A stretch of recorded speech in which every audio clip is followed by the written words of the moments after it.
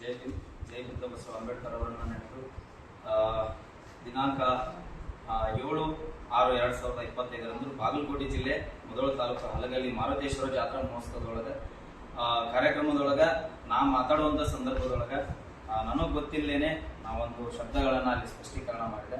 ಅದಾದ ತಕ್ಷಣ ಮರುದಿನನೇ ನಾನು ಬೆಳಿಗ್ಗೆ ಎದ್ದು ಎಲ್ಲ ನಮ್ಮ ಸಮಾಜದ ಎಲ್ಲ ಸಂಘಟಿತ ಸಂಘಟನೆಗಳು ಅಧ್ಯಕ್ಷರು ಉಪಾಧ್ಯಕ್ಷರು ಎಲ್ಲ ನನ್ನ ಸಹೋದರ ಸಹೋದರಿ ಎಲ್ರಿಗೂ ಕ್ಷಮೆ ಯಾಚಿಸಿದೆ.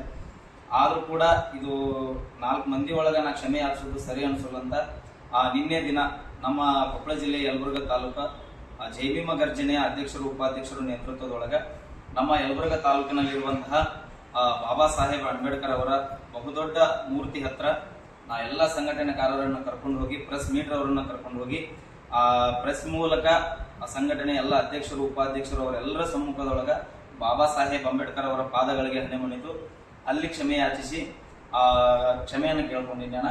ಇನ್ನೊಂದು ಈ ತರ ಘಟನೆಗಳಾಗ್ದಂಗ ನನ್ನ ಜೀವನದೊಳಗೆ ನಾನು ನಡ್ಕೊಂಡು ಹೋಗ್ತೀನಿ. ತಾವೆಲ್ಲರೂ ಕೂಡ ನಿಮ್ಮ ಮನಿ ಮಗ ಅಂದು ನಿಮ್ಮ ಸಹೋದರನಂದು ಇದೊಂದ್ಸರಿ ತಪ್ಪಾಗಿದೆ, ತಾವೆಲ್ಲರೂ ಕೂಡ ನನ್ನ ಕ್ಷಮಿಸ್ರಿ. ನಿಮ್ಮ ಚಿರಋಣಿ ಆಗಿರ್ತೀನಿ. ಯಾವತ್ತು ನಾ ಬಾಬಾ ಸಾಹೇಬ್ ಅಂಬೇಡ್ಕರ್ ಅವರ ಸಂವಿಧಾನಕ್ಕೆ ನಾನು ತಲೆಬಾಗಿ ನಡೀತೀನಿ. ನಾನು ಕೂಡ ಒಬ್ಬ ಎಜುಕೇಟೆಡ್ ಪರ್ಸನ್. ಈ ಮಾತುಗಳನ್ನ ಹೇಳಿಕೆ ಕೊಡೋದು ನನ್ನ ಬಹುದೊಡ್ಡ ತಪ್ಪಣ. ತಾವೆಲ್ಲರೂ ಕೂಡ ಸರಿ ಇದೊಂದ್ಸಲ ಕ್ಷಮಿಸ್ಬೇಕಂತ ತಮ್ಮ ಎಲ್ಲರಿಗೂ ಮನವಿ ಮಾಡ್ತೀನಿ. ಜೈ ಭೀಮ್.